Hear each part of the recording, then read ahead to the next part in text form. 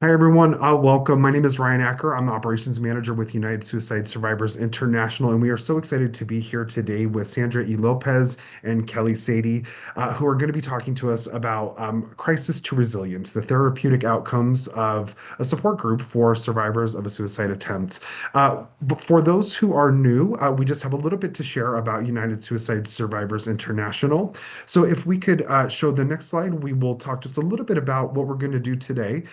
We'll have a little bit about United Suicide Survivors International, then we'll jump right into today's presentation. So, what we're looking at for those who are new to United Suicide Survivors International is that we are an independent global organization that serves as a home for people who have experienced suicide, loss, suicide attempts, and suicidal thoughts and feelings, and their friends and families and supporters, collectively known as people with lived experience with suicide. We exist to leverage our expertise for large scale change. Our mission is to create a world worth living in where all people prosper by serving as a home for the survivor community and supporters, amplifying the voices of people with lived experience, providing tools to facilitate cultural change, and cultivating international lived experience and expertise. Our ultimate goal is to create a world where organizations like ours are no longer needed.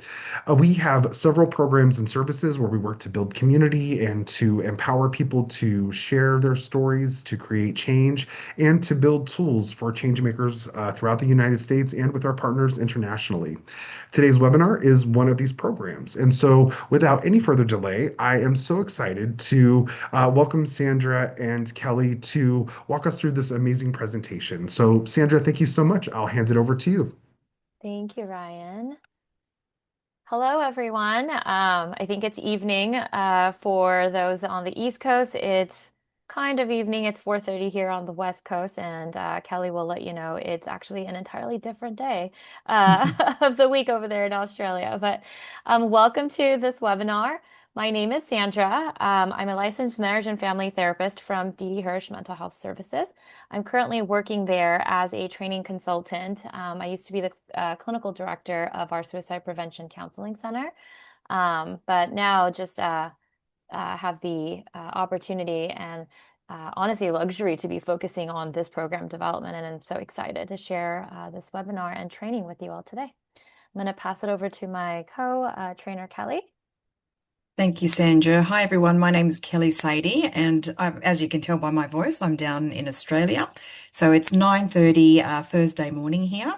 It's autumn, and I'm located about 4 hours north of our um, main city, Sydney, if anyone's aware of that. So I'm in a town called Port Macquarie, or it's a it's almost a city. And we're well resourced here. So my role is I work with Lifeline. So we've got Lifeline Australia, and then we've got subsidiaries of Lifeline Australia. And so I work for Lifeline Mid Coast, where I'm a senior services manager. So my role is managing several different services, and one is at our National Crisis Service, the 13, 11, 14 Lifeline Crisis Line, and then I've also got services such as the Eclipse SOSA program that we're going to be talking about today, bereavement services, suicide bereavement services, and support groups, and we also have a group that we run meeting people after a discharge from hospital after a suicidal episode, and just supporting them with lived experience peer support workers and re-engaging them back into support services and community. Thank you, Thank you, Kelly. Sandra. Yes. So our webinar today is called From Crisis to Resilience, the therapeutic outcomes of SOSA. And SOSA is short for survivors of a suicide attempt.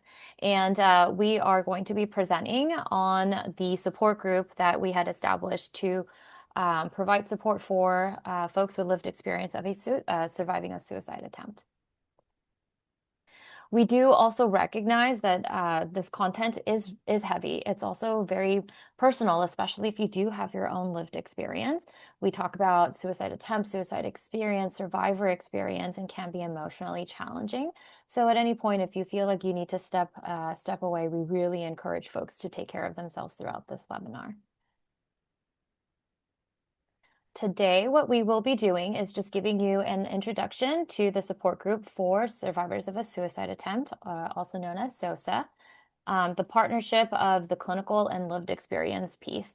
As we go through the webinar, you'll understand that we call it a support group, but it's actually quite a married mesh of support group and therapeutic group, and just kind of understanding the dynamic between us bringing in the clinical skills building piece plus the peer component, the lived experience piece that I think really empowers all of our clients that come through and really makes this a community-based intervention that is accessible to a lot of the communities that want to provide this type of service. We'll also go over a little bit of the outcomes of our group. We'll share a bit about our partnership with Australia's Lifeline work. And then just if you're interested in getting training, what that entails as well. Before we go ahead and dive into what this group is, how we came to be, I want to introduce you to this group from the perspective of a couple of our participants who had gone through. And so let me go ahead and pull this up and share with you Devin and Devin. Coincidentally, they share the same name, but it wasn't planned that we were going to have two Devins on this clip.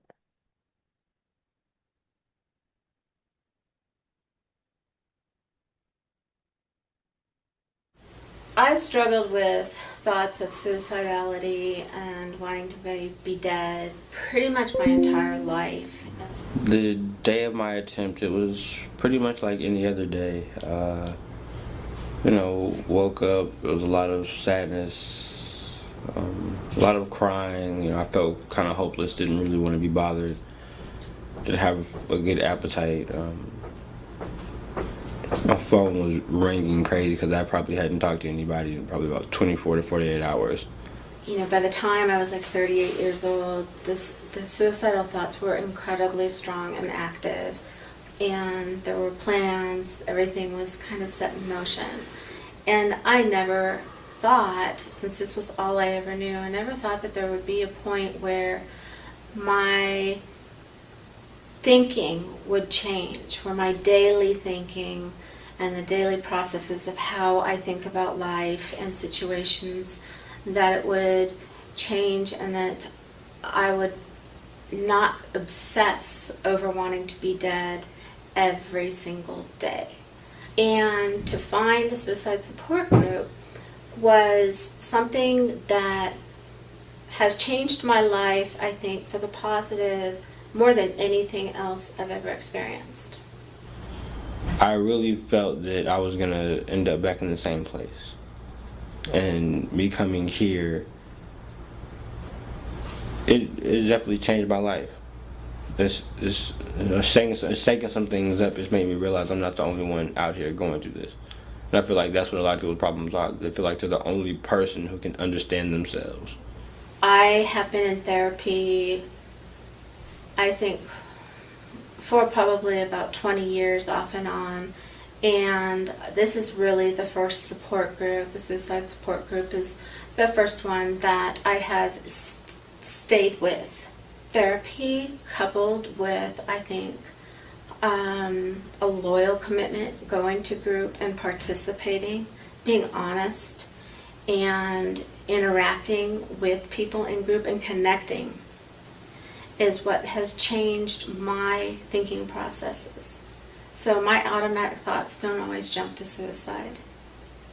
And they now change to, if I'm highly, feeling anxiety provoked, or I'm feeling angry or helpless, I start thinking about, okay, well, what have we discussed in group? What have I discussed in therapy? And what type of things, what activities or other outlets can I take care of or address so that I can manage my emotions and come back to a place where I feel more grounded and a higher sense of self-esteem. You have to push yourself to want to do better. And I think that everybody who I've encountered in this group has definitely not been static with their lives because of the group. I feel like they've been pretty dynamic. I definitely haven't sat on my butt just to come to group and, hear about other people's stories. It's made me want to progress in my life and do something better.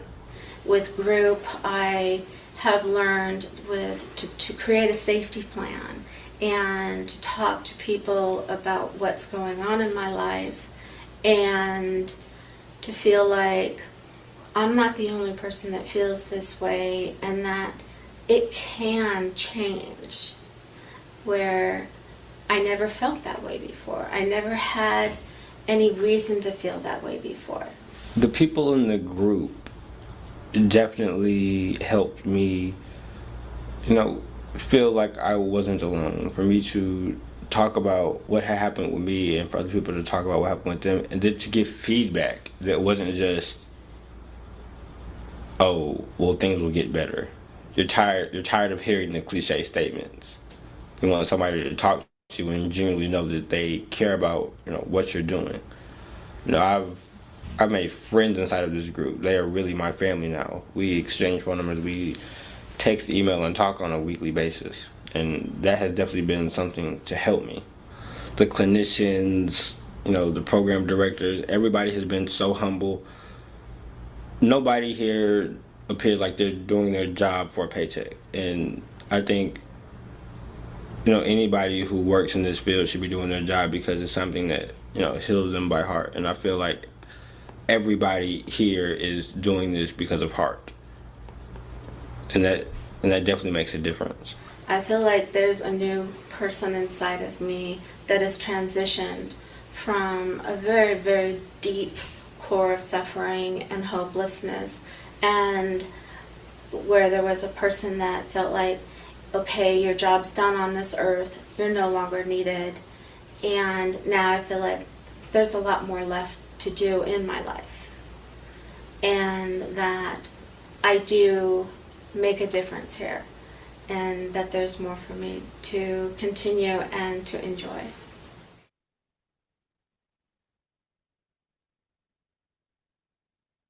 A degree, but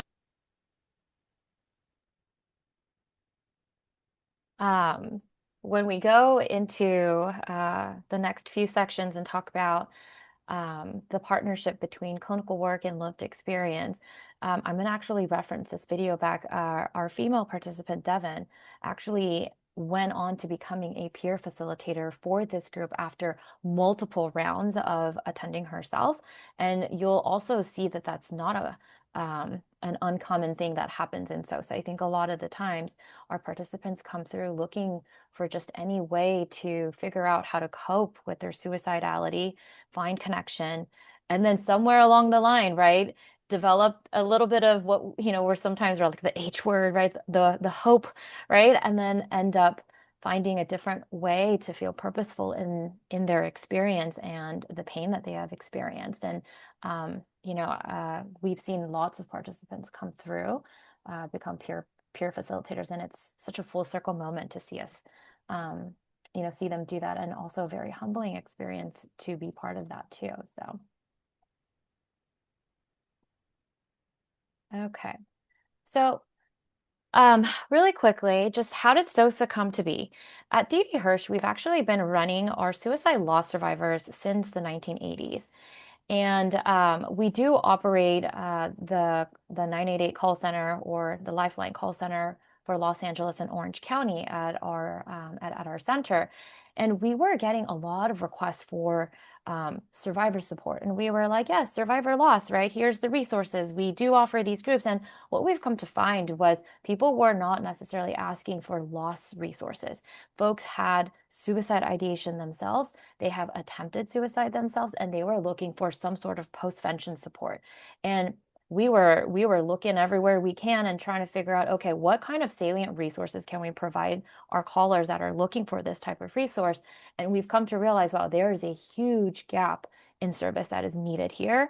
And we started researching, and we started beginning in 2019 looking for different resources, different models that maybe we can adapt and we can bring to the clinic ourselves. And what we really found was nothing, to be honest with you. And so, we began research in 2009, and we talked with a lot of different stakeholders. We tried to figure out, okay, what kind of service is this supposed to even look like? But when we had a lot of these initial conversations, it was met with a lot of concerns around theoretical issues, management issues, safety, clinical risk. I think suicide prevention, postvention intervention has come a long way since 2009. But back in 2009, people were like, "Are you sure you really want to do this?" Right? It's a huge liability. Like, who's going to be responsible if there's a suicide attempt or if somebody dies by suicide? Right? Like, there was a lot of like safety liability concerns that were being brought up. And again, I think understandably so. Um, and we started doing research, looking up, what other services have been provided. Are there any best practices that we can use or base off of? And again, we found very, very little resource. One of the research articles that we found was actually published in 1981, and we had, again, started this in 2009. And that was probably like the most recent thing we found. And so it outlines, again, concerns about, funding. Does it make sense for us to put together a group of folks that are struggling with a symptom, not necessarily a diagnosis, right? This is, a symptom of depression or a symptom of PTSD. Like, suicidality itself is not a diagnosis. Does that make clinical sense? What about contagion? Management issues. And so again, I think a lot of the same concerns that were being brought up to us in 2009 were still present in 1981. But again, the big gap that we saw was nothing was done with that, right? There was no other progression to address these concerns that were, again, rightfully being brought up.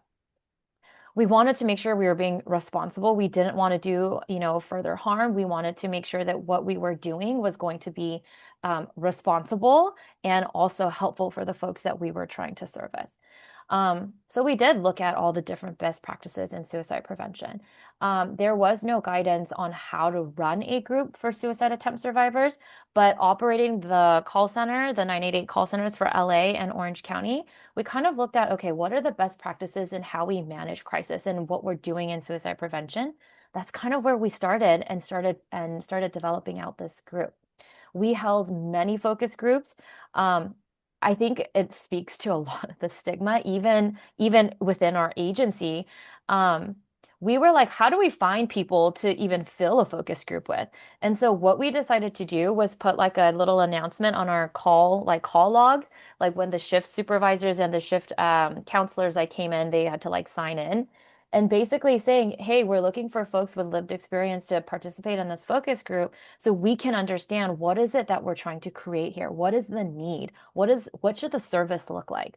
And we really weren't expecting a lot of people to reach out to us, but the first couple of focus groups was all literally like folks in our backyard, folks who were staffing the crisis line. And we were like, wow, like even within our own agency, this is something that was very stigmatized that we didn't even talk about, right? Just even as care providers in this field. So it was a huge eye-opening moment. And I think that was kind of the way that we had built the foundations of SOSA. There's so much valuable experience among us, and how do we make this to turn this into a service that is going to be salient again for the folks that we were trying to service.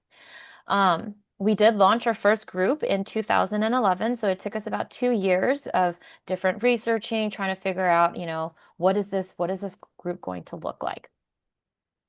We wanted to make sure, as part of our foundation, that we had a really solid assessment tool. So the Lifeline safety assessment standards that we use on our crisis line calls is the assessment standard that we brought over when we are assessing for risk at the intake, at the screening calls, throughout the 8 weeks of the group. We are using this standard. For sake of time, I'm not going to go into every single component of this, but this was one of the biggest foundations for safety when we created SOSA. We also looked at the Lifeline imminent risk guidelines. We wanted to make sure that this group wasn't just a clinician coming into the room saying, oh, this is how you manage suicidality, because we recognize it's different for every single person. And we did not want to take power away from our participants coming through, because again, we're just looking at what are they struggling with, what are they needing? And we really wanted to make sure that collaboration, and especially managing varied risk, right? We're inviting a group from 6 to 8 people with different risk levels to come into a group. And so how are we going to do this in the most effective and respectful way and trauma-informed way as well? And so we took the Lifeline imminent risk guidelines and prioritized collaboration to explore safety options with our participants if imminent risk was an issue that we needed to look at. Making, emergency services or involuntary hospitalization as a last resort, right? How do we really work with our survivors to empower them to choose safety? How do we make safety salient for that individual? And again, how do we, resorting to emergency services as like the last resort because that's what was really needed. And working as a team to build community responses, community responders. We recognized we needed more resources than just this group to service our folks. And so working to really build community relationships and understanding, hey, your method or your perspective of suicide intervention, crisis intervention aligns with us, or even training agencies so that they are speaking the same languages as us, that they have the same guidelines of crisis management. And that way we felt comfortable saying, hey, this person works the same way we do, and creating a suicide safer community for our survivors coming through this program. The bulk of our group also is modeled after the Stanley and Brown safety plan. And this happened over the course of a few cycles. In the beginning, we looked at doing the safety plan all in one session, but we recognized there was so much to unpack there. And so, different experiences with safety planning, good experiences, bad experiences. I think a lot of the times folks coming through our services were the reports were, I just filled it out at the hospital because that was the only way I was going to be able to go home, right? And they didn't recognize how valuable, right? Or they didn't understand, it wasn't explained to them how valuable this resource could be. And so what we ended up doing was revising the curriculum to stretch out completing the safety plan over the course of 3 sessions. And again, the intervention of the safety plan itself is to be utilized in the moment of crisis, not that it's supposed to be piecemealed across multiple sessions, but the way we learn about the safety plan, the way we complete the safety plan is spread out across a couple of sessions. One of the things that was really, really exciting for us is after a couple of cycles or a couple of years that we have been running SOSA, the National Action Alliance for Suicide Prevention established a suicide attempt survivors task force. And this task force released the core values of engaging and providing support for suicide attempt survivors. And it outlined these 8 points. And we felt so validated because these were actually the cornerstones of what we had built SOSA's foundation on. And so we were like, okay, we didn't really have a lot of tools to help us launch this, but we took what was already best practices in suicide prevention. And then we built this, we launched it, and then we got this validation and we felt like, okay, we're on the right track. And we were, again, validated in the fact that we were also working alongside with folks with lived experience and utilizing their experience and them as experts to build the curriculum and to be able to get this. We were like, yes, this is what we want to see. So that was also a really exciting moment for us. So our SOSA group structure and eligibility. So the group is an 8-week closed group. So the people that start with us week 1 are the same people that end with us at week 8. It's for 8 consecutive weeks, same day, same time of the week for 8 weeks. We don't allow new people to come in. We might end up losing 1 or 2 participants, and primarily the reasons for that is logistically, they were like, oh, it conflicts with my schedule, I can't get the time off, and so it just doesn't work out. Other times we have participants who feel like they were ready to do this work, but then they enter the group and they're like, wow, this is actually very activating. It's a lot more than I thought it was going to be, which is absolutely okay. Then we'll go ahead and take them out of the group and get them connected to different resources or more appropriate resources. And then we'll offer them SOSA in the future if they feel like they're ready for that at a different time.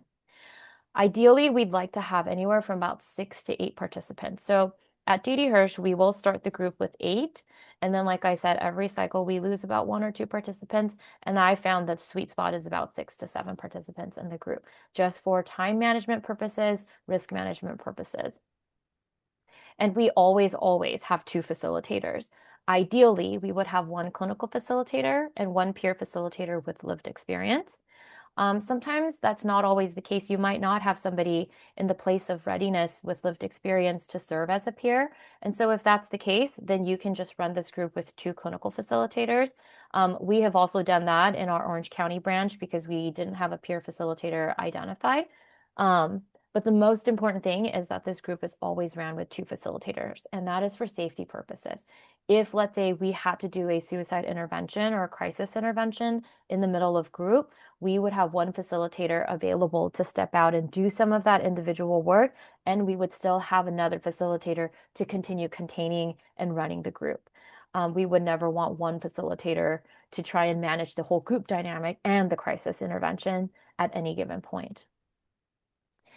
The eligibility for SOSA is that they must have survived a suicide attempt. A lot of folks ask, what's the time limit? Like, does it have to be a certain amount of time out? And really the answer is no, because we recognize everyone's experience is so different. We have folks who come a month after their suicide attempt. We have folks that come 10 years after their suicide attempt, and this is the first time they're talking about it.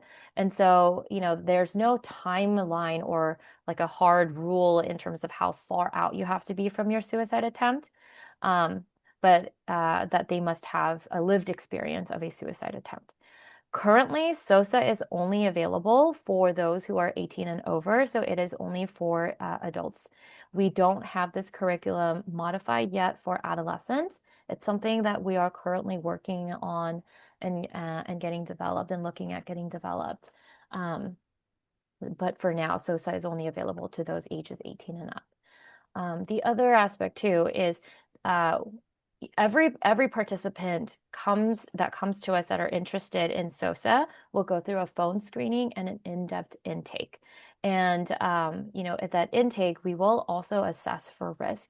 And the eligibility is that they must not be at imminent risk, right? Because if they are, and it's not to say that they can't go into imminent risk in the duration of the 8 weeks, because we also recognize suicidality is so fluid, right? We're not asking folks to promise not to go into imminent risk for the next 8 weeks, but at the time of the group, when we are screening, we're also looking at where's the risk level, where are people at, because this is an outpatient group setting, and if they are needing something that is a bit more higher level of care, we will ask them to wait. We will get them linked up to the right resources that's meeting their needs in this moment first in terms of their risk, and then we will go ahead and put them in SOSA down the line, maybe the next cycle or the next couple of cycles down the line. Because again, if they're needing something that's more intensive, this group is not going to be the right fit or the right support for what they're needing. And every person completes an intake assessment. It's a requirement. And again, it's that, when we go through the training for the SOSA facilitator training that I'll go over at the very end, we spend an entire day talking about intake assessment. What are we assessing for? How do we talk about suicide? How do we start prepping our participants to talk about their suicidality? Even from the intake, we will talk about desire, intent. We provide a lot of psychoeducation for our participants so that they feel comfortable letting us know what their suicidality looks like. And I think that's really important because a lot of our folks don't know how to talk about their suicidality. I think they said the word suicide once and then they were, hospitalized, right? It's one thing for a person to say, I'm having thoughts of suicide, and then everyone's like, oh my gosh, what does that mean, right? But can you imagine how empowering it would be for a participant to say, I'm having thoughts of suicide, my desire, right, for suicide thoughts is, a 5 out of a 5, but my intent is a 1 out of a 5, right? They are communicating what kind of support they need, right? And just, from the get-go, we're really working in tandem with our participants to empower them and to give them the tools to be able to talk about suicide in a way that is safe and contained and advocating for the needs that they that they have in that moment around their risk. So the group element is a blend between support group and therapy group. And I truly believe that this is what is the magic of SOSA. It's not just clinical and it's not just open-ended support group. I think the blend of it is truly what brings the success for this group. And from the support group aspect, we're really fostering connection, peer support, right? Fighting stigma, empowerment, providing this non-judgmental space. It's not uncommon. We got folks coming through, again, 10 years out of their out of their attempts, and they're saying, this is the first time I'm talking about it. And to be able to be met with openness and non-judgmental space and curiosity, I think is a very novel experience for folks coming through our SOSA groups as well. And then not only that, but to be able to meet other people who can say, hey, you don't have to explain because I know what it's like, right? So just, I think this brings a whole level of community building, resiliency, connection, buffers, just the format of it being the support group in the way that it's built. Then we bring in the therapy component. There is elements of CBT, mindfulness, safety planning, and group processing. And so, initially we wanted to provide this open and safe space for people to come and talk about their suicidality.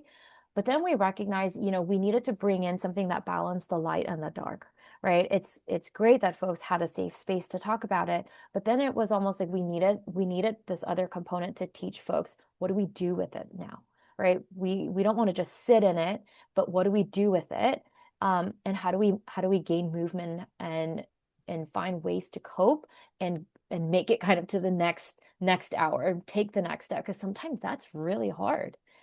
And so that's where we brought in the safety planning. That's where we brought in the elements of CBT.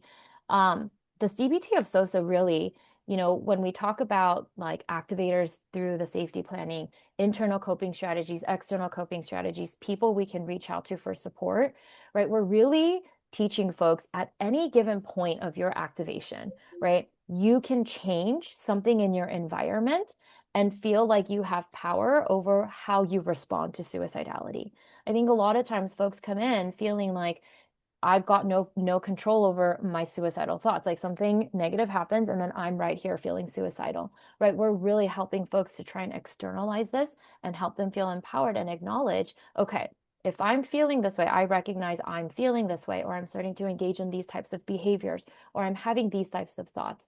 I have the ability to impact that cycle by bringing in internal coping skills or external coping skills or change my environment, right? And really empowering folks to say, I can impact the system to have a different outcome. Kelly, do you want to add anything here? I just wanted to reflect, Sandra. I think, as you said, it's the magic of the blend of the support group and the therapy group. I think that's where SOSA really stands out. And I've had participants come into group where they say, "Are we allowed to talk about this?" Because if I said this with my psychologist, the lights and sirens would come and I'd be off. So I think it's that place, that the safety of having the clinical leadership there with the lead facilitator, but then you've got the lived experience peer support worker, co-facilitator that is really sitting alongside them. And so I think, people do talk a lot about clinical, non-clinical and versus each other, but when they work together, it's a beautiful space. I love that you mentioned that, Kelly. And our facilitators, right, our lived experience facilitator and our clinical facilitator, it's not like, oh, we default to the clinical and then the peer is right secondary. No, it's truly a collaborative partnership, because we really do work with our peer facilitator to manipulate certain conversations, right, and foster different types of safety too, right? We have our peer facilitator modeling different things and almost kind of, I think pacifying a lot of the fears that people come in with, because they're like, what's appropriate for me to share here? What's not? And the value that our lived experience facilitator brings to the group when they are the first to say, you know what? I struggled with suicidality. and this is when my attempt was, and this is why I struggled, right? And I was angry when I didn't die, right? When they are the ones that get to say that and give everybody else permission, it's okay to be wherever you're at and whatever you're feeling related to your attempt and the post kind of life that happens after your attempt. And so there's so much value that our lived experience facilitator brings. And again, just coupled with the clinical aspect, the skills building and the tools that we bring. Again, it's not a either or, like Kelly mentioned. It truly is a collaborative effort between our two facilitators.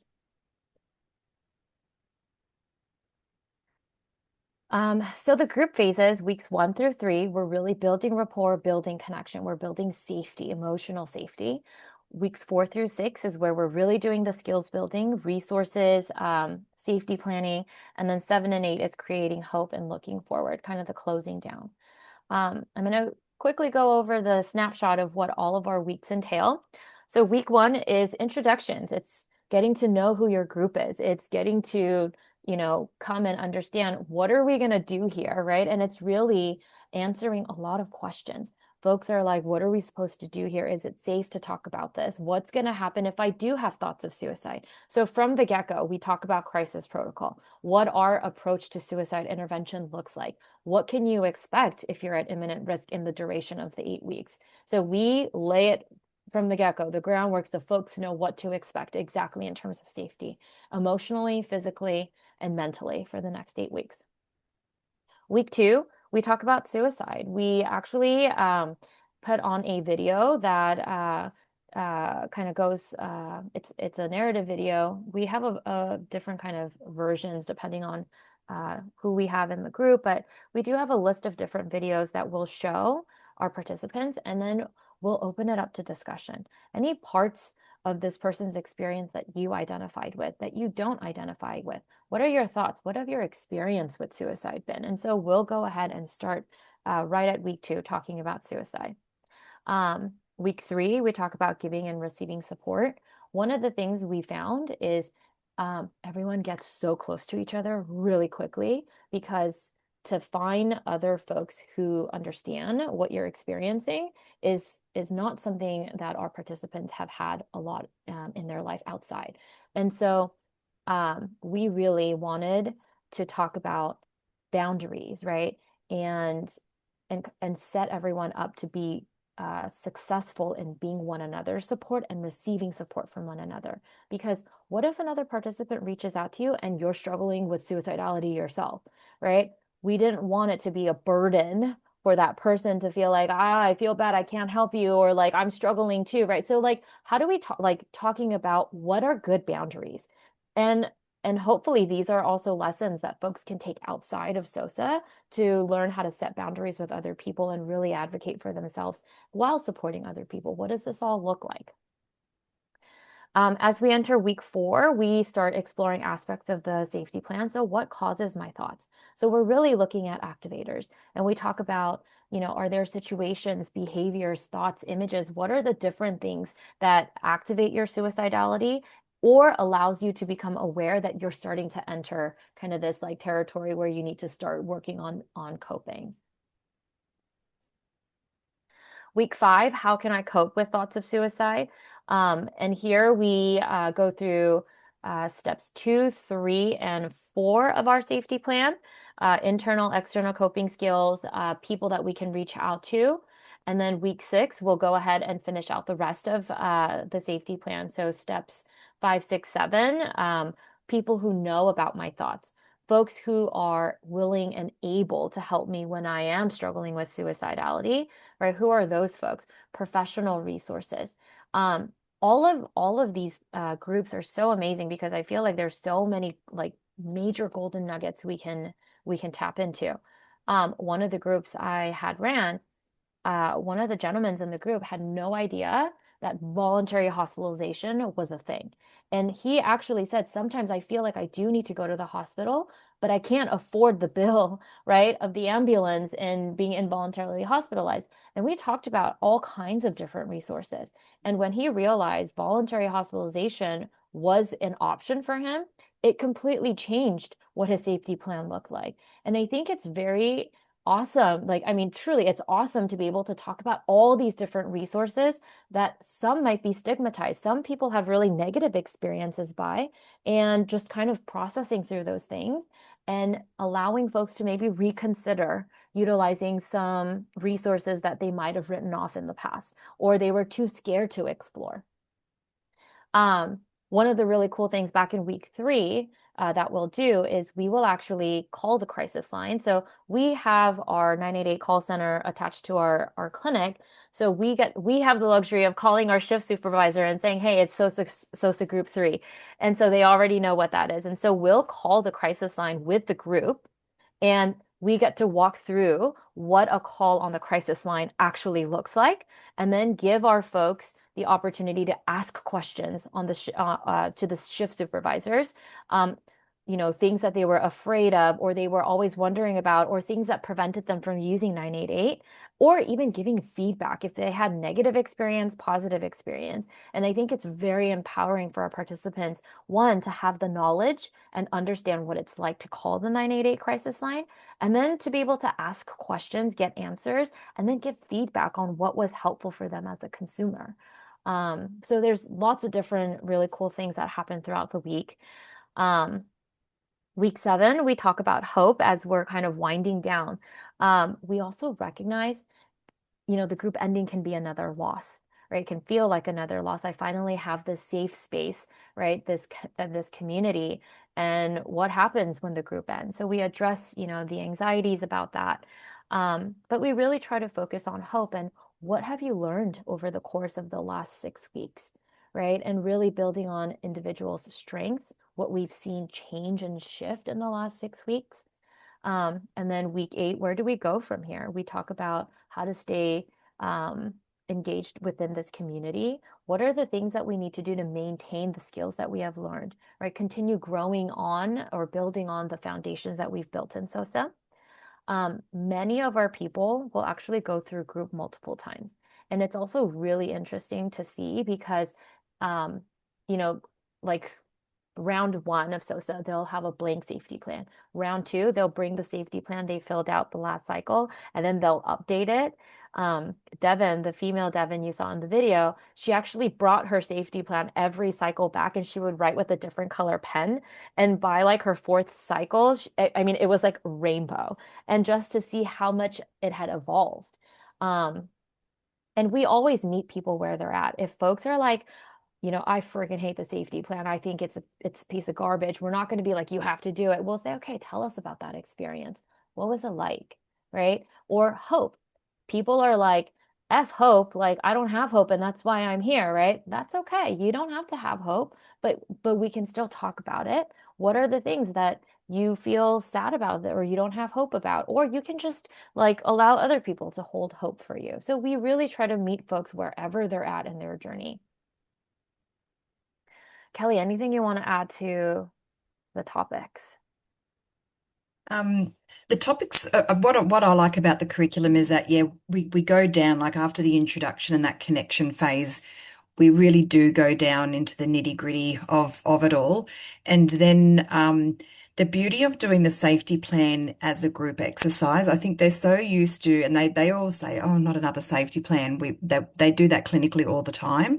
But when they're doing it as a group exercise over the 2 weeks throughout the curriculum, they're all able to, it's in a safe environment so that the guard is down and they're able to talk openly with each other, and they give each other ideas of who they can put down as their safety people, or share ideas of what they can use as resources at home or in their environment. So I think it's a really beautiful shared experience, and it takes that stigma of doing a safety plan down. I've had a peer worker in the past who described it. She said, each year I have to do my fire safety plan for my house for the local bushfires. But I never thought, each year I should do a safety plan for myself. So on her fridge, she's got a fire safety plan for evacuation, and then she's got her safety plan there for her and her husband to keep an eye on. So it's a very well researched curriculum and then to go down into the hard topics and then to come back out into resources and hope is a really beautiful way to do it. Thank you, Kelly. Yeah, and also it's not uncommon that people will actually just say, "Can we keep meeting after the group ends?" And we're like, "Please do," because that was our goal. We wanted to phase the facilitators out altogether, right? Like, and so a couple of cycles, some of my groups were actually like, "Okay, well, we all know that Tuesdays at 9 o'clock work for everybody anyway." So we actually had one SOSA group continuing to meet like at a cafe across the street from our clinic every Tuesday for a couple of months after the group had ended, and really just to be able to build community.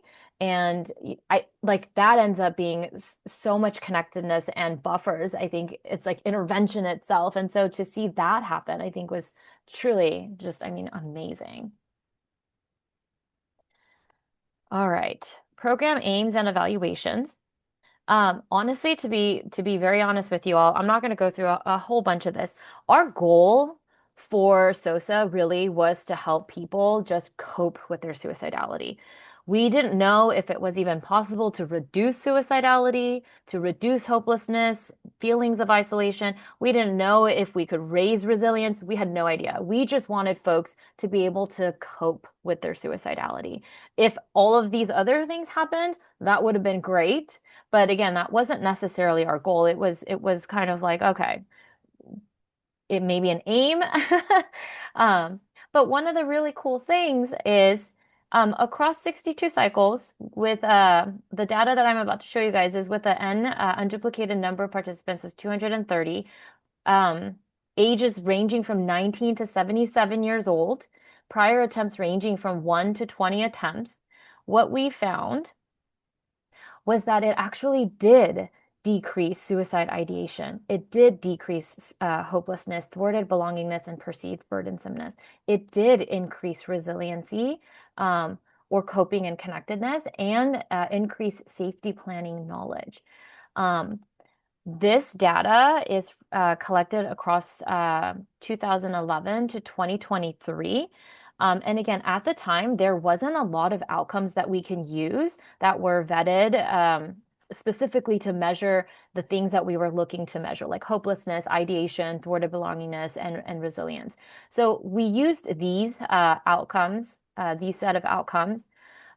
We actually switched over all of our outcomes in 2023 because one, now there's so much more other outcomes available that better measure what it is that we're trying to identify here in SOSA. And then also at the time, again, these were just kind of what was available, and they're pretty expensive. Not all the agencies that we trained and work with had the resources to purchase these outcomes. And so they were not able to collect outcomes for their own agencies. And so we stopped using this set. We updated in 2023, but we were able to look at the collected data from 2011 to 2023 and saw that, you know, what we had hoped would happen actually did happen. And that was, I mean, that was again really, really exciting for us to see. The numbers are really great, but I think, you know, for a lot of us who end up going into the work for doing SOSA, find the anecdotal and the qualitative data just, I think, much more powerful. And these are just things that folks have given us in the survey at the end of the group. And some of these comments are just, I mean, it just reinforces why we do what we do. I'm thankful I came to group. If not, I don't know where I would be right now. This one changed and saved my life. I finally made the decision to not kill myself. I did not know that was a decision I can make. And I mean, wow. The safety of being able to discuss a stigmatized illness was so important. It kept me accountable each week and was something to look forward to at a time when I've had extremely difficult time connecting with others. I gained a lot of coping skills that I'm able to incorporate in my life. I have an easier time recognizing triggers in my life and can better handle my emotions. I've learned how to ask for help, build a support system in my life. I've made connections in group and feel like I have people I can relate to now. So just kind of seeing these comments given to us by the participants, you know, again, I think this is just as important as the numbers. if you are interested in more of the data, we do have an article published with Dr. Joyner. So it's this link here. I can also send that over to you, Ryan, and maybe you can also send it out. Our SOSA manual was accepted into the Suicide Prevention Resource Center's Best Practices Registry in 2024. It was actually accepted before, when they had their first round of Best Practices Registry, and then it went away and it came back. So both times it was actually accepted, but most recently in 2024. And then we've also had the opportunity to partner with Australia to run SOSA across their Lifeline centers. And there's a publication here in partnership with them. But speaking of Australia, I'm going to pass it over to Kelly, and she's going to be able to give you all some updates on how SOSA has been able to be implemented in Australia. Okay, thank you, Sandra. So we're very similar on a smaller scale. We got a knock on the door from in our centre in 2014 from a lady that had several suicide attempts and had been living with suicide ideation all of her life. And we were the same. Our centre was running our crisis support lines and suicide bereavement groups. And she had met some suicide bereavement group participants. And they told her, why don't you go to the centre? We get great support with our groups and see if there's something for someone like you. So our CEO listened to her and went on the same journey, researching a suicide attempt support group. And there was nothing in Australia, lots of research done, and then they found Didi Hirsch in Los Angeles, made the phone call, and then the partnership, I think, grew from there.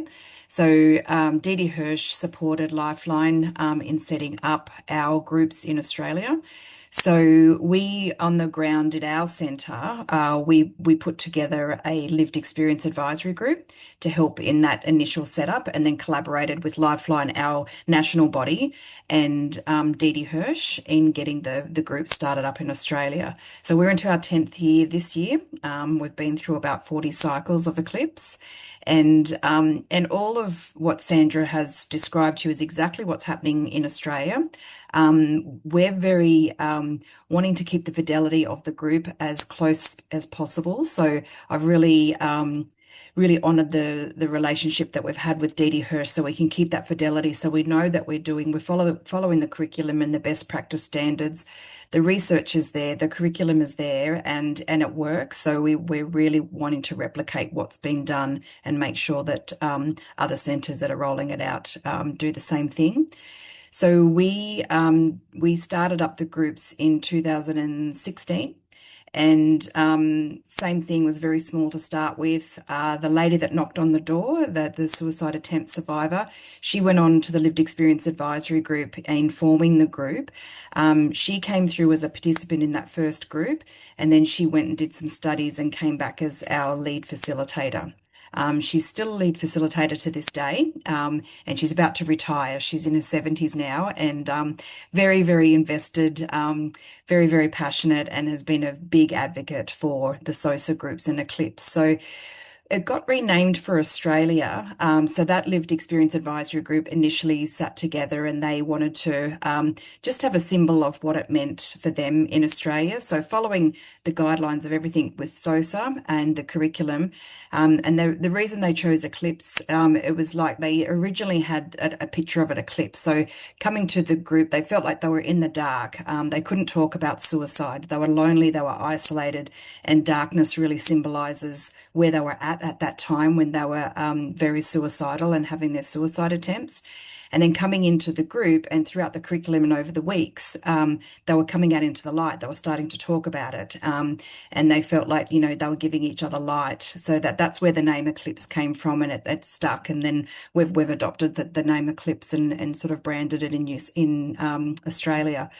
So we piloted at our site for the first 5 years, and we had a research team, and Didi Hirsch actually came out to Australia and helped us. I think they did a forum with Lifeline Australia and helped us launch the first groups. And then we collaborated with Didi Hirsch and our research team from Lifeline Australia and just did a lot of measurements in that first 5 years. Very, very similar evidence of what Sandra just presented, pretty much the same. So we found that suicide ideation went down, resilience went up, and that sense of burdensomeness decreased.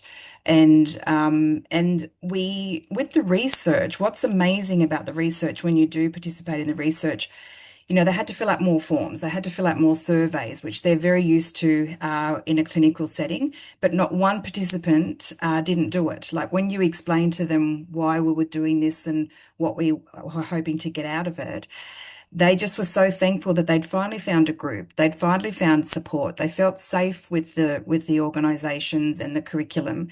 They just said, we want more people to access these groups. We want this to grow. So just give everything to us, and we will fill it out. And our researchers would meet with our participants at the end of group after. So we did pre and post testing, the same as Sandra. And then the facilitators would come and visit our site or meet them online and do a qualitative interview with them. And they all participated in that as well. So a bit of tea and coffee and biscuits help. But yeah, it's been quite interesting where they all participate in the research, which is really good for us. Because we get that really good outcomes measurement. So the co-design, as Sandra was talking about, it's really, co-designing it with lived experience. So everything we do, it's all curriculum based, but we really take the feedback from the participants and the co-facilitators. So if ever we're sort of adding anything to the curriculum, or there's conversations that we want to explore, we will take that feedback from participants before we go in. And usually before a group, if there's a subject coming up, the lead facilitator will explore that with the lived experience co-facilitator before we bring that up in group. And the co-facilitator can feedback, I think that might be hard for some people to hear, or I think we need to add this, or and sometimes even like Sandra mentioned that we might show different videos in week 2. We will always sit with the co-facilitator before we show the video with that cohort and just explore, what some of the reactions might be, so we can be very prepared in how to support the participants. With the Australian language, there's not much difference in what we do. In the early days, there was some feedback that they struggled with the concept of hope. But I think, Sandra, that's not just an Australian nuance. I think sometimes when they come in and they see the word hope and they're feeling so hopeless and in despair, but then by the time we get to the week of hope, they think, oh, I don't, when they start group, there's no hope. I'm wanting to die. I'm hopeless, I'm useless, all that sort of those negative self-thoughts. But by the time they get to the week of hope, they've unpacked a lot of that in the curriculum. And then when they get to hope, they're able to, yeah, I do have hope, and sometimes it's just a matter of being at group. That's the hope, that they've turned up every week, that they've met new people, or they've heard other people's stories, and then they're ready to explore hope. I think hope can be a hard concept for some when they first come into group.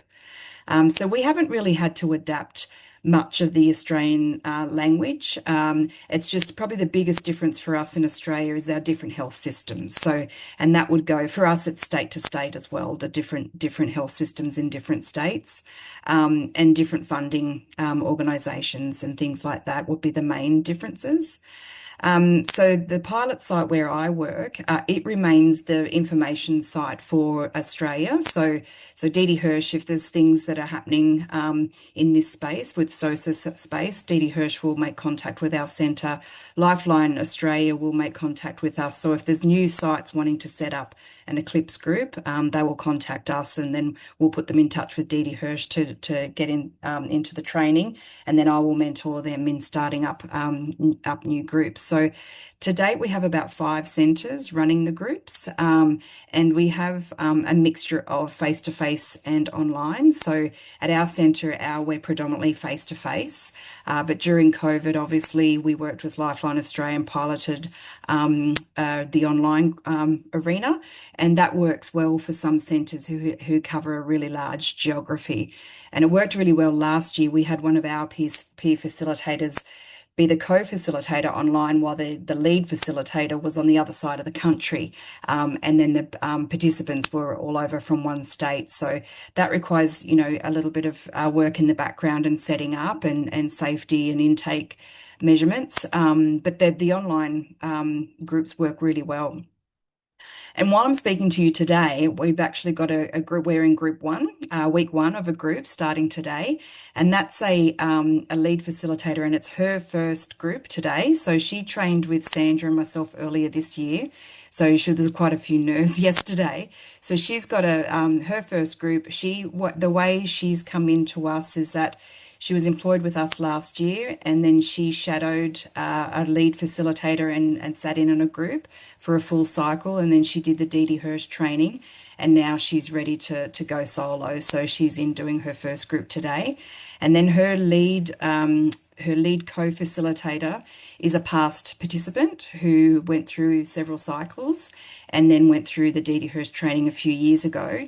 And then she's there as the lived experience co-facilitator today. So she's providing a lot of support for the lead facilitator today because she's done so many cycles and has been a participant, so knows it really well. And then we've also got today, we had another co-facilitator who trained with Didi Hirsch last year, lived experience, and we put him through the Lifeline training and the SOSA training, and then he's a past participant as well.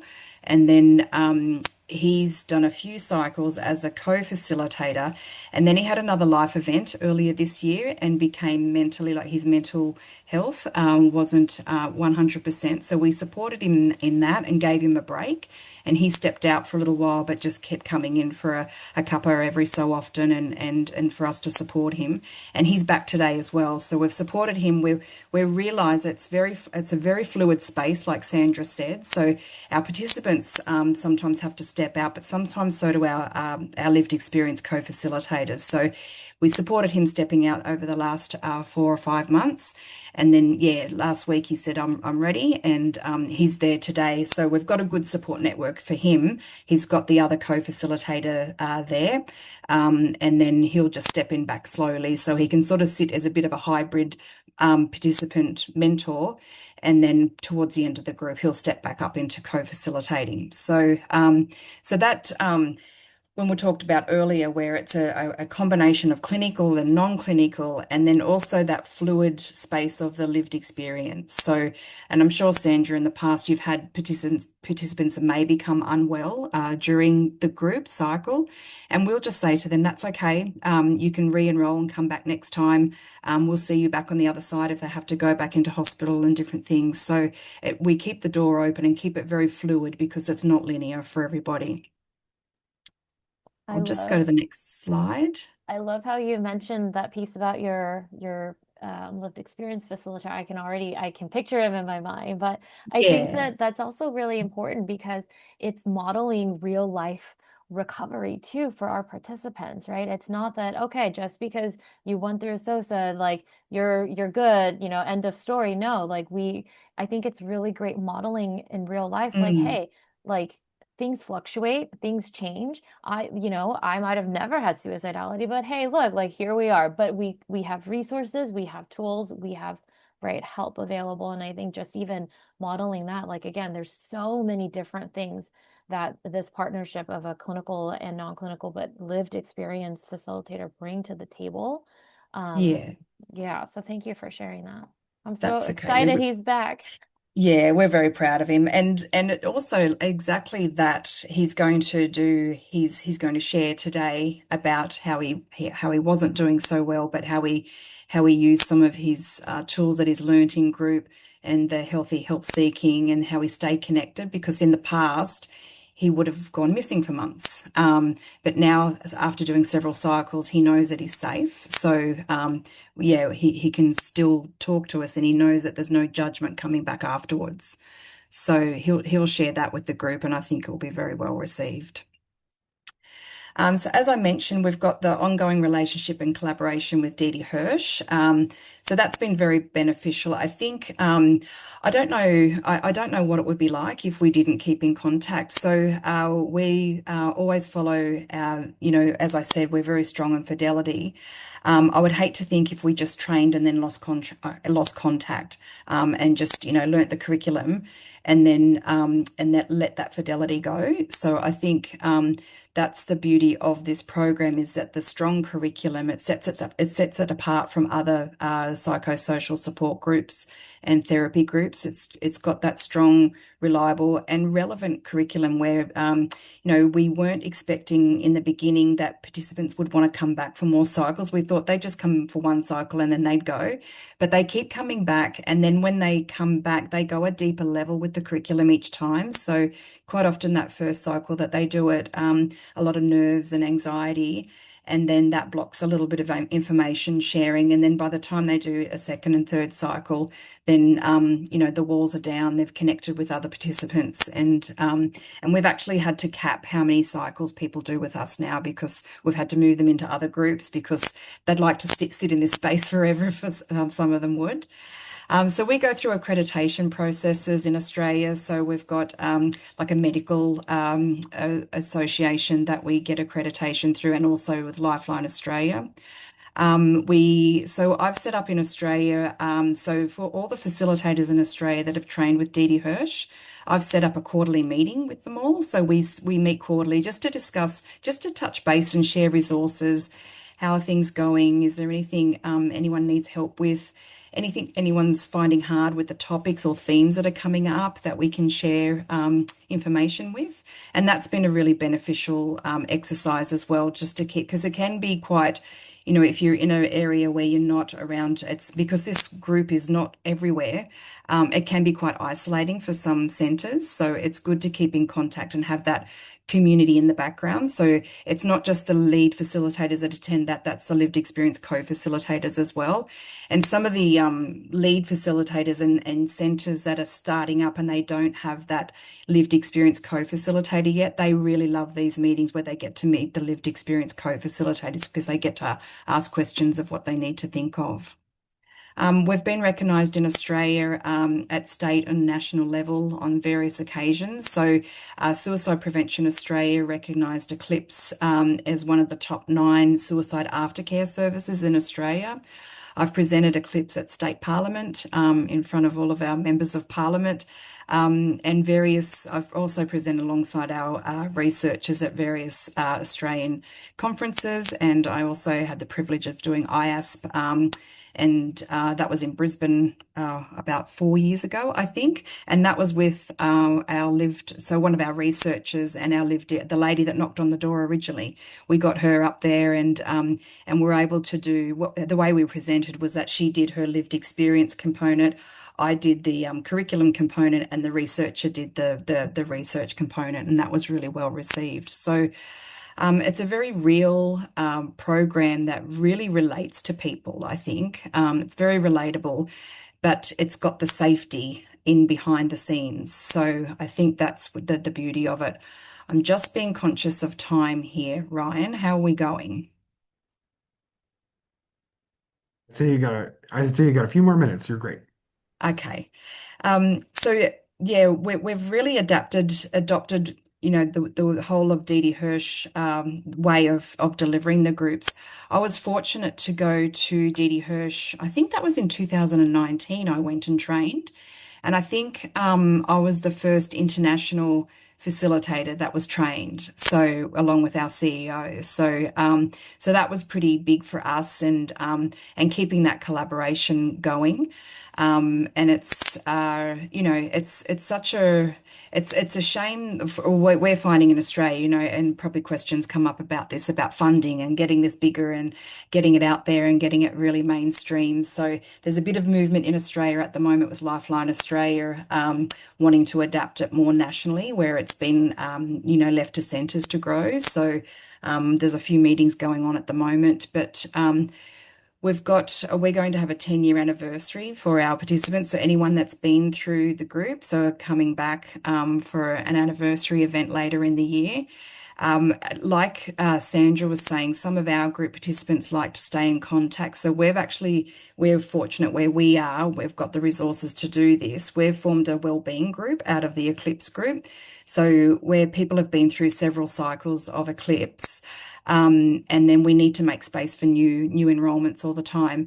So they move into a wellbeing group, and that's peer led. We step out of that as lead facilitators, and we make it. There's no curriculum. It's just wellbeing group. So it's a social group of participants, and we have two co-facilitators in the background, and it's really participant led. Sometimes they go out for a coffee, or they might go to a community garden, or they meet in our centre. And we're in the background if they need us for safety. The co-facilitators are very trained and skilled at listening if someone's not doing so well. And then the person can have a one-on-one with us in the background. But they meet on a Friday and just provide support to each other. And a lot of them just like to keep that connection. They've met each other in group. They've heard some really hard stuff. They've just got that connection with each other. And we find no matter, the groups are very diverse. So all different genders, all different ages. That kind of all goes out the window in the group. They connect on their feelings and emotions and that suicidal crisis and ideation that's within their lives. And you find they've just got so much empathy for each other. So once they get that connection, that's very, they don't want to lose that. So we've grown into this other wellbeing group, which is really rewarding as well. So it's a very adaptable program, and there's a lot of areas where you can grow it. So yeah, we're 100% behind growing it and keeping the collaborations going, and hopefully getting more research, and let's fund this. Thanks, Kelly. Um, we're gonna just wrap up our training here. You can download this manual for free on our website, and just it's really interesting and really cool to see the blue dots are all the different places that have downloaded. So I mean, you can see it's kind of really neat to see all the different places. And the red dots are actually all the different areas that we have provided a training in. And so we have almost all 50 states in the United States, at least one or two agencies from at least one every state. And then as you can see, we've got really cool dots here in Australia. And our VP of Crisis Care last week was in Latvia, working with their hospital system to see if we can help them launch SOSA in Latvia as well. So if you are interested, we do provide the SOSA facilitator training. It can either be a 2-day in-person or a 4-day, 4 half-day virtual training. And it is for both lived experience peer facilitators or clinical facilitators. So if you are interested, here's our phone number, here's our email, here's our very modern QR code, and we'd be happy to answer any questions you might have about the training as well. So.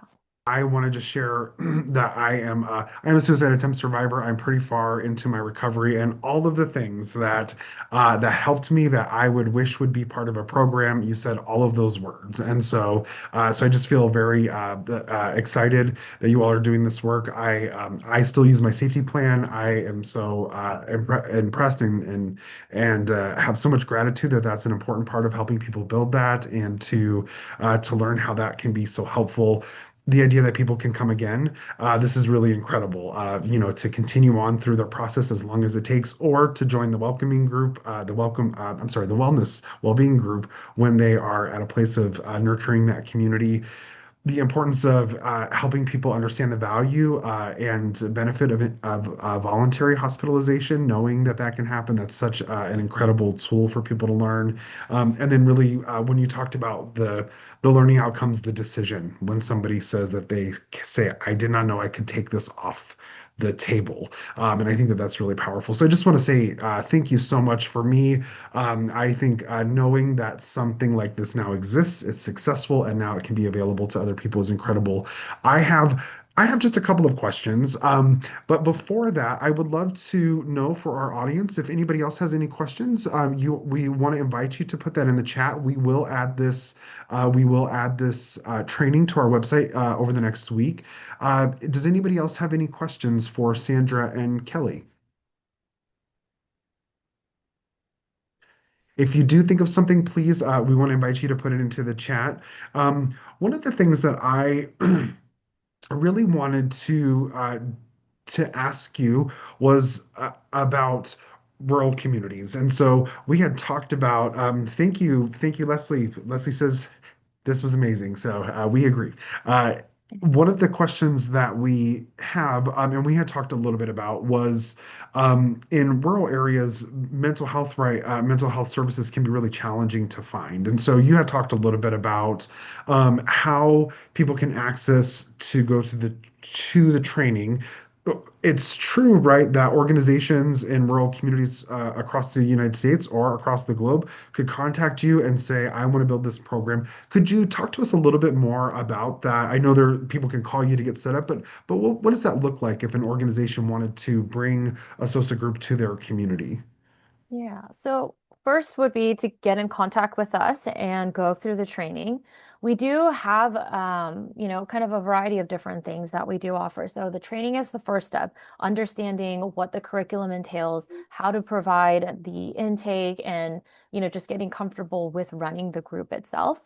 Um, we also do offer something called technical assistance calls, and it's a set of kind of like 10 consultation calls. Like, we call them consultation calls.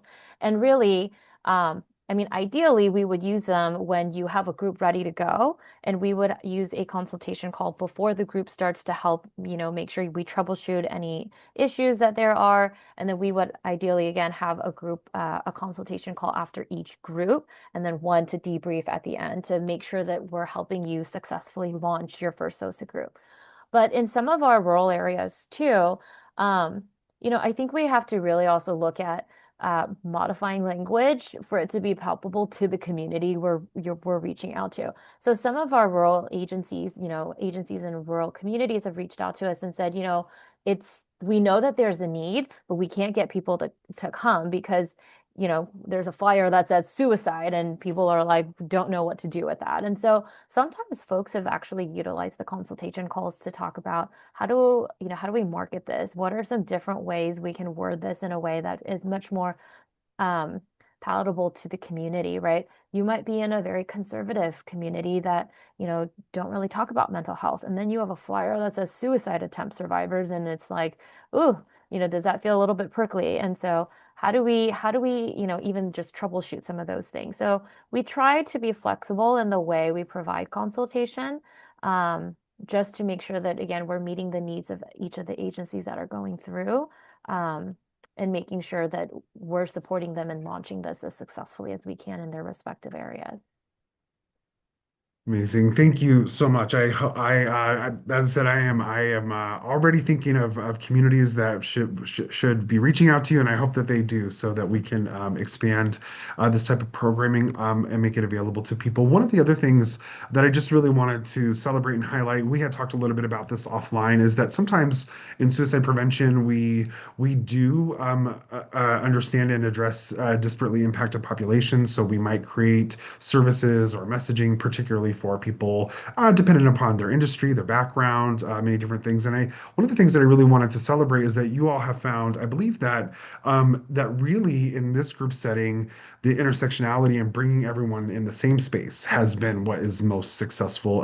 Do you want to expand on that, or I just wanted to at least celebrate that with you because I think it's really powerful. Yeah, and I think Kelly touched upon that too in her slide. And again, the article that we had partnered with Dr. Joyner actually outlines a bit of that. That we wondered, is it, if we put together a variety of age groups, right, would that impact the cohesion of the group or the effectiveness of the group? Different genders or sexual orientations, right? Just ethnicities, just kind of all of these things. And like Kelly had mentioned, I think the shared experience of suicide crisis and recovering from a suicide attempt was a strong enough shared experience that it kind of bypassed a lot of those things. Mm. We didn't see that, oh, because we had, I mean, like honestly, sometimes it's really interesting because you'd have like a 19-year-old, person in our group and then feel like they were being mentored by the 42-year-old person in the group. And it's just, I mean, I think that there's so much like altruism that shines through in the group when, folks are coming in from this very pained place and they find that, hey, my pain can be useful in helping somebody else. I mean, I like that just is like such an automatic thing that comes out in this group that I don't Yeah. think that the differences have really impacted the way our groups have gelled. No, Kelly? and just to add to that, Sandra, I think many of these people are lonely and isolated. Their mental health has cut them off from communities and families. So they just get that, they come in for that shared experience and then they find people with similar language, similar experiences, and then the bond that they get, it crosses all denominations. Amazing. Thank you. Well, I think I want to say just thank you so much again on behalf of United Suicide Survivors International for joining us tonight. Thank you as a human for the amazing work that you all are doing and this opportunity for others to learn about how they can bring this to other communities, how to engage in services.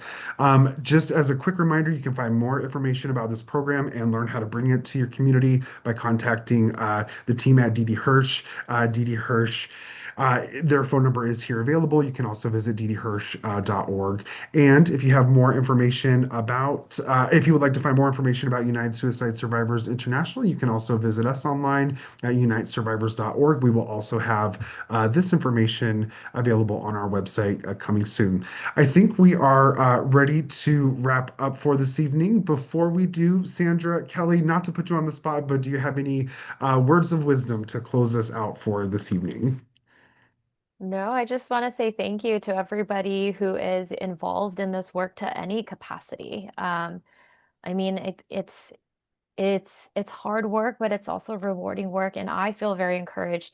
And I know Kelly and I talk about this after every training that we do together, that like we learn so much from folks coming through our training and just, the heart that we see, it just gives us a lot of hope for the community that we're building for folks, who are struggling with suicidality and hopefully, we're out of a job in the future, right? Or we don't have to have so many of these types of trainings in because again, the community, I think resources that are available and just the openness of knowing how to support our survivors or anybody who's struggling with suicidality, that's, where we end up landing. So, yeah. Yeah, and I think as Sandra touched on when she was talking years ago, there was people weren't talking about this, and there wasn't organisations or training. So when SOSA started up, they had to start it from scratch, and now there is more supports and people talking about it, and organisations such as yours and people here on webinars